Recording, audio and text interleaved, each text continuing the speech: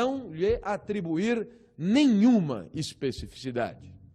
E é por isso que, procurando uma nova definição, eu aproveito esta cátedra para participar desta arena de luta pela definição legítima do que é filosofia. Os senhores deverão de me entender, da mesma maneira que ciência não tem uma definição escrita em Júpiter, mas os agentes que lutam pela definição legítima de ciência lutam interessadamente, não é, para impor uma definição que deva ser aceita por todos de ciência, evidentemente o mesmo podemos dizer da filosofia. No lugar de uma única definição, um verdadeiro espaço social de luta pela definição legítima. E assim poderemos dizer que haverá tantas definições de filosofia quantos forem os membros do campo filosófico interessados em participar, em impor esta definição. Então aqui vai a minha. A rigor, estou absolutamente convencido de que a filosofia e toda e qualquer escola filosófica necessariamente apresenta três aspectos importantes. O primeiro desses aspectos é o que os gregos chamavam de teoria. Sabemos já que teoria quer dizer contemplação do divino, e quem teoriza, na verdade, observa o real e busca identificar o que no real há de divino. Mas por que divino? Ora, porque o homem enxerga no universo uma lógica de funcionamento que não foi ele que fabricou. E, portanto, supõe uma inteligência que o transcende e que facultou aquela organização. O homem disseca um sapo e percebe que o sapo não é um aglomerado caótico de partes que nada tem a ver umas com as outras. O homem abre um olho humano e percebe que o olho humano não é uma zona.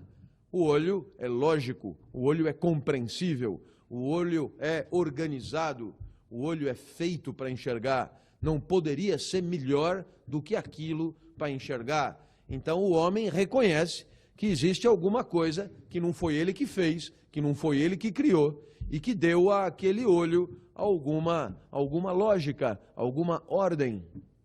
Cosmos e logos. E é por isso que o divino é o objeto da teoria, até etimologicamente. Teion, orao, contemplação do divino. Contemplação de uma ordem que transcende a astúcia e a arte do homem. Naturalmente, toda a filosofia tem uma teoria, uma explicação para o mundo, uma explicação para o universo. Toda filosofia também tem uma ética. E nesse sentido entendemos por ética uma reflexão sobre a melhor maneira de viver. Uma reflexão sobre a melhor maneira de viver para o homem. Afinal de contas, o resto da natureza dispensa essa reflexão. Vive como só poderia viver. Mas o homem, como já dissemos, este sim é artífice da própria trajetória, autor da própria existência. E, portanto, é claro, este homem, evidentemente, sendo o autor da própria vida, deve cogitar sobre ela. Perceba que prerrogativa fascinante a de pensar sobre a vida. Mas que fique claro, não se trata só de pensar sobre a vida. Não se trata de observá-la e comentá-la como se assistíssemos a um espetáculo que nos escapa e pudéssemos analisá-lo criticamente. Não, não é isso. A nossa vida não é um objeto científico da nossa análise. Não é isso a ética. A ética não é só pensar sobre a vida, é muito mais do que isso. É viver de acordo com o que se pensou. E aí vai toda a diferença. O homem abre um búfalo para ver como ele funciona por dentro e o búfalo continuará funcionando do mesmo jeito, independentemente da constatação que o homem faça.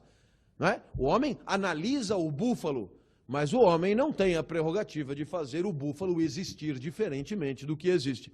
Já no caso da própria vida, o homem contempla a própria vida, analisa a própria vida, julga a própria vida, mas faz mais do que isso. delibera sobre a vida. Portanto, a ética, mais do que uma análise, é uma deliberação sobre a vida, que talvez pressuponha a análise, mas é muito mais do que isso.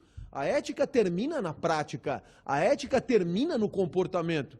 Eu estava há 30 minutos pensando na melhor maneira de conduzir essa aula num quarto em cima deste anfiteatro. E, naturalmente, quem pensa sobre a melhor aula a dar, é claro, faz ética e filosofa sobre a própria vida. Mas não se trata de investigar quais são as possibilidades de aula apenas, mas sim de escolher uma e vivê-la concretamente.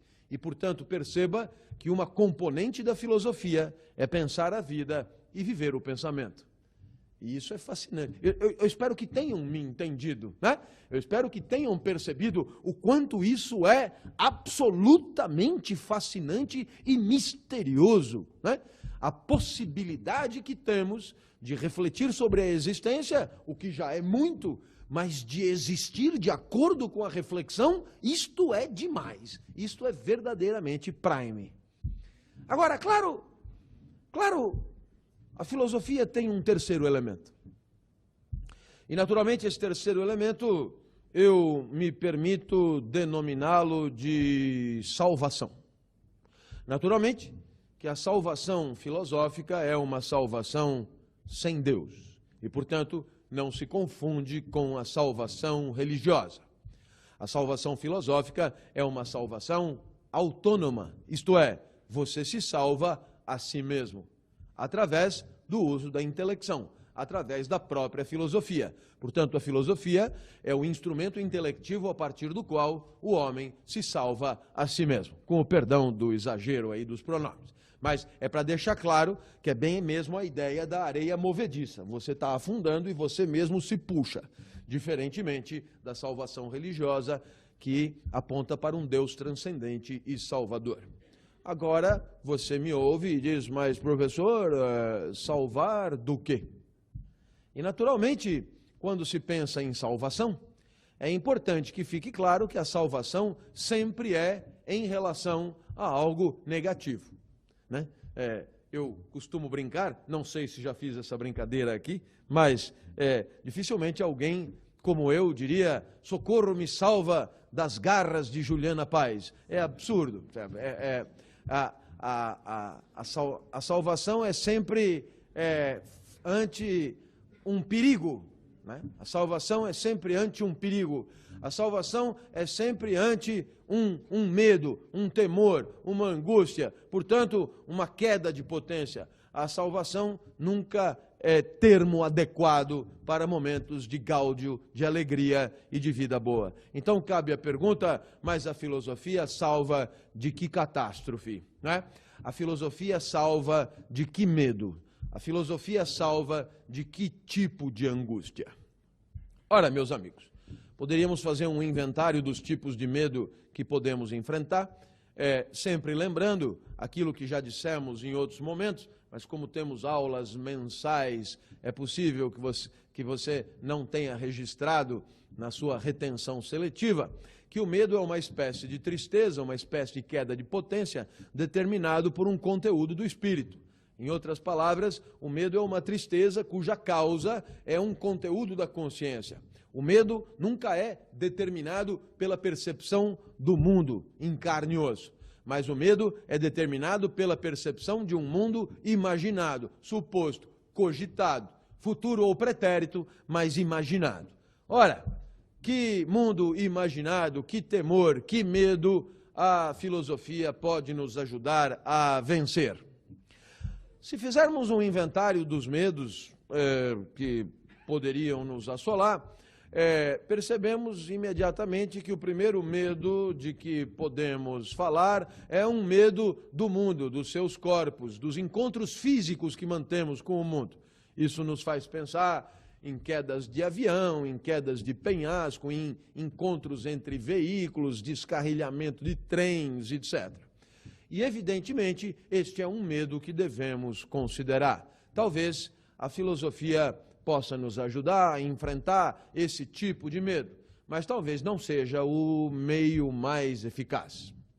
Um segundo tipo de medo que nós poderíamos cogitar não é o medo da chuva, da tormenta, da maré, do avião, mas é o medo do outro, é o medo da sociedade, é o medo da civilização, é o medo das regras sociais, é o medo do ridículo, é o medo do desmascaramento, é o medo da impostura, é o medo da denúncia, é o medo, enfim, que todos nós temos de enfrentar encontros com o mundo social que nos apequenam, que nos desmascaram, que nos fazem, como diz Goffman, num lindo livro, pode anotar, todo mundo me pergunta livro, vai aí o primeiro, velho, né? Que Erving Goffman escreveu A Teatralização da Vida Cotidiana, né? La mise en scène de la vie quotidienne, né? É absolutamente fantástico esse livro, porque ele apresenta o conceito de perder a face.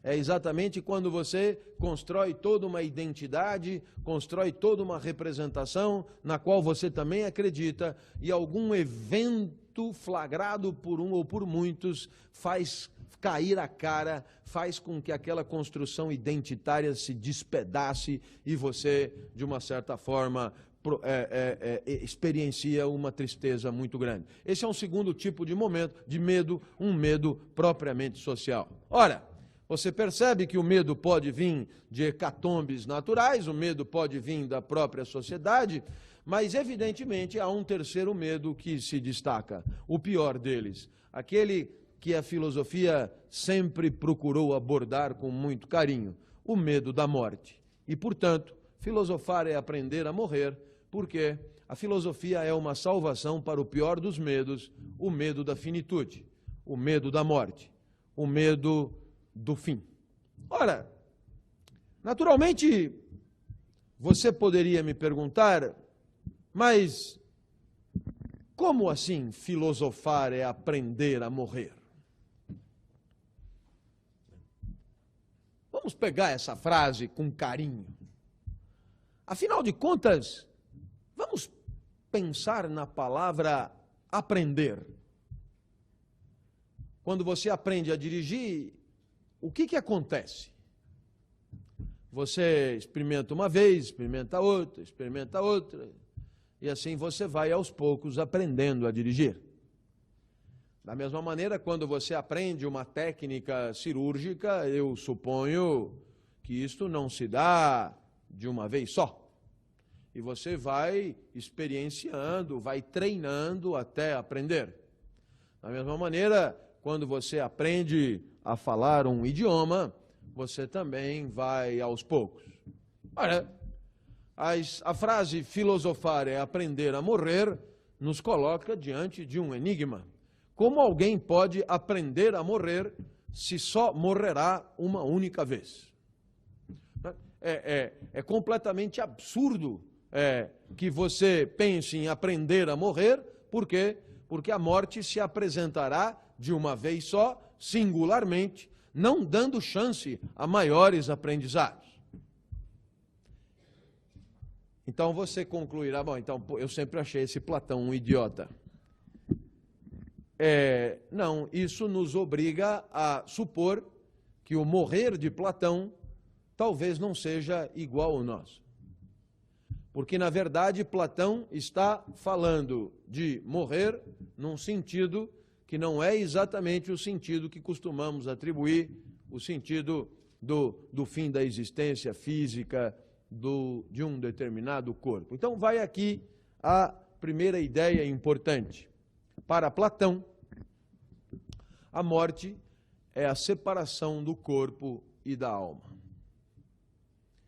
Perceba, meus amigos, que essa definição é uma definição absolutamente consagrada. Talvez eu a defenderia como a mais importante definição metafísica de toda a história. A definição de que a morte é a separação entre o corpo e a alma. E por quê? Pela influência brutal que teve nos pensamentos ditos monoteístas e, portanto, nas culturas das nossas civilizações. A morte é a separação entre o corpo e a alma pela simples razão que o nascimento é o aprisionamento da alma pelo corpo. Perceba, então, que a lógica platônica é simples de entender. Antes de nascer, nós éramos alma apenas. Com o nascimento, o nosso corpo aprisiona uma delas, e com a morte, o nosso corpo a liberta. A alma continua. A alma sempre continua. A alma é eterna e o corpo perece.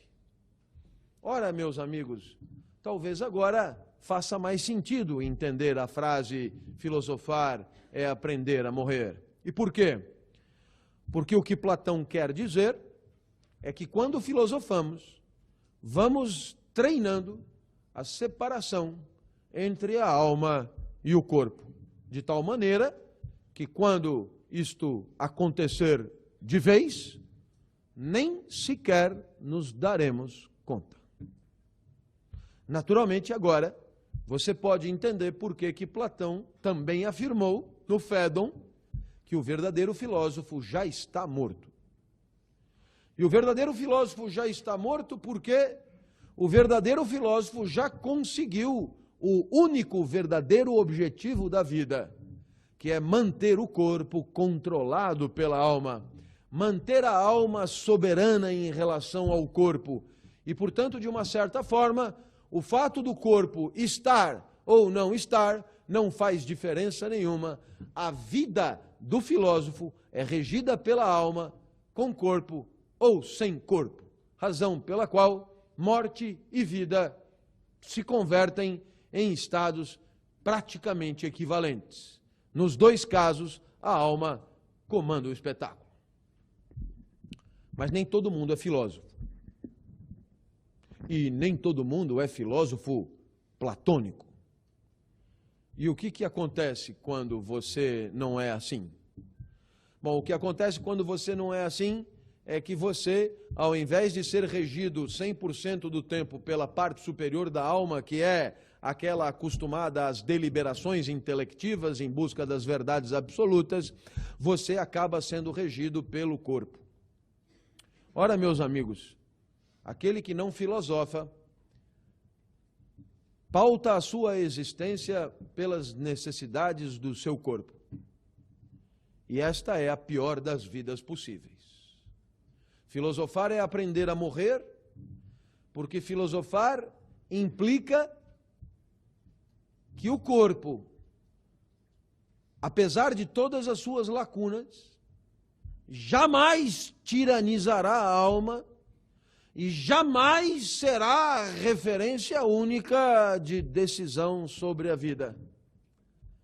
Mas como não somos todos filósofos, passamos a nossa vida inteira correndo atrás das lacunas do corpo, tentando saná-las, tentando reequilibrar um corpo feito para o desequilíbrio, feito para a carência, feito para a insaciedade. Claro está, dirá Platão, que quando o corpo carece, é normal que ele busque no mundo aquilo que ele supõe possa reequilibrá-lo. E, naturalmente, o corpo vai atrás de mundos que, associados a ele, poderão fazê-lo sofrer menos.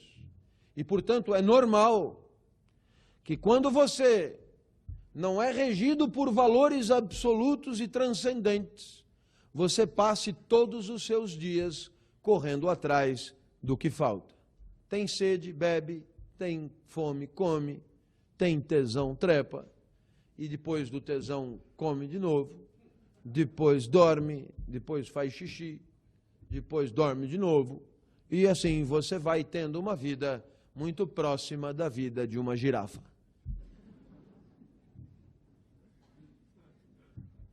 Mas o filósofo não é uma girafa, tal como Sartre não é uma couve-flor.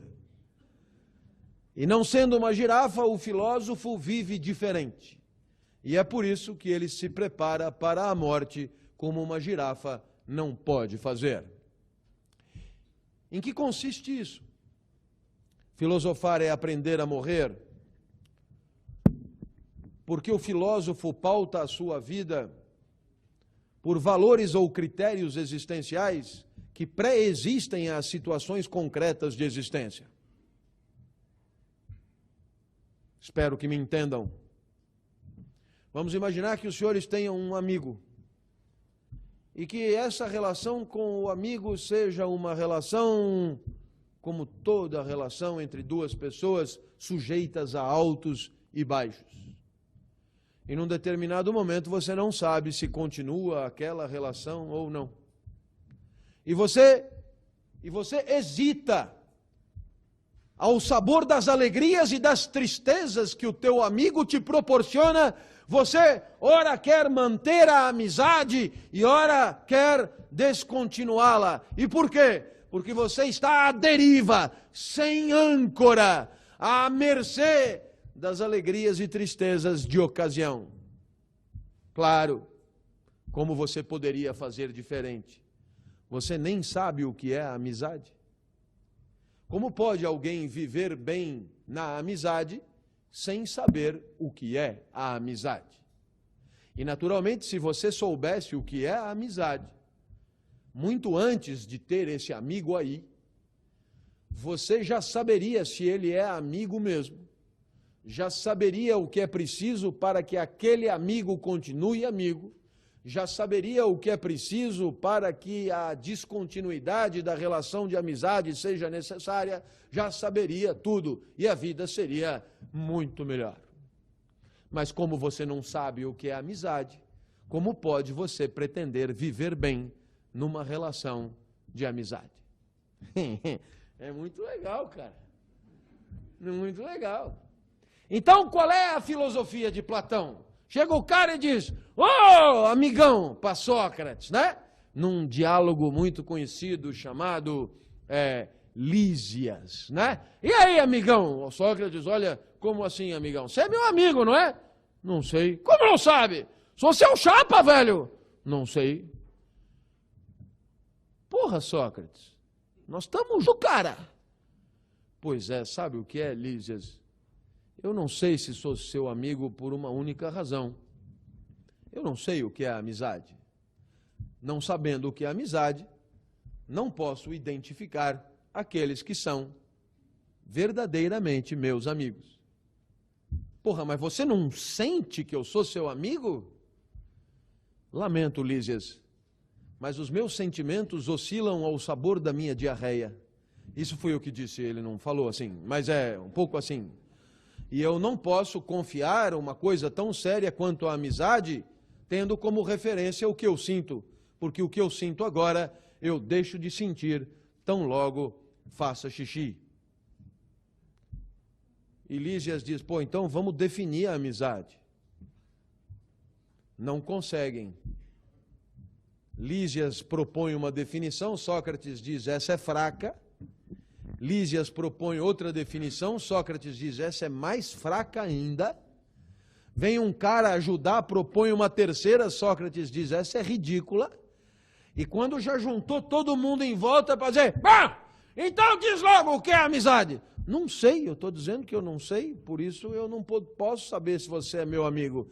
E o diálogo acaba assim, sem saída, aporeticamente, aporia, sem saída. Não sei o que é amizade. Por isso o projeto socrático. Ninguém disse que Platão deu respostas para tudo. É preciso admitir que Platão nunca pretendeu isso. Ele tinha certeza que outros poderiam seguir os seus passos. Mas ele nunca disse o que é amizade. E, portanto, ele nunca soube quem eram os verdadeiros amigos. Intelectualismo socrático. Filosofar é aprender a morrer, porque quem filosofa e busca as verdades absolutas e verdadeiras, certamente vai aprendendo a viver de acordo com elas, e não mais de acordo com as alegrias e tristezas que episodicamente sente, ao sabor dos humores seus e dos outros. E é por isso que quem filosofa e busca as verdades absolutas submete os apetites do corpo a critérios que sempre existiram, que são absolutos e indiscutíveis, e, portanto, Tanto faz estar vivo ou estar morto. O corpo está amordaçado pelas verdades absolutas que só a alma sabe investigar. Querem mais um exemplo? Eu posso dar. Você vira para alguém e diz: vive bem aquele que vive com coragem. Você, diz o pai ao filho, você precisa ser corajoso. Se preferirem, diz o poeta, tu choraste em presença da morte, em presença da morte choraste, não descende, ó covarde do forte, pois meu filho não és, alguma coisa assim, não tem isso? Gonçalves Dias. Então você percebe que mais ou menos todo mundo concorda que ser corajoso permite uma vida melhor. Então, naturalmente, Platão levanta e diz: mas como podem vocês dizer isso se não sabem o que é a coragem? E aí, mais um diálogo para isso, chamado Laques, aonde você diz: mas então o que é a coragem? A coragem é arrancar o fígado do cara, sangue frio, e fazer ele engolir pela contramão. Só eu não sei, velho, se isso é necessariamente corajoso. Coragem é arrancar a própria orelha fora e fazer o inimigo comer sem tempero. Não sei se isso é verdadeiramente corajoso. Então o que é a coragem? Não sei. E, portanto, não sei quando a minha vida é ou não corajosa. Ora, meus amigos, cabe aqui um terceiro exemplo que eu tenho que contar. Fui convidado por um banco para dar uma palestra.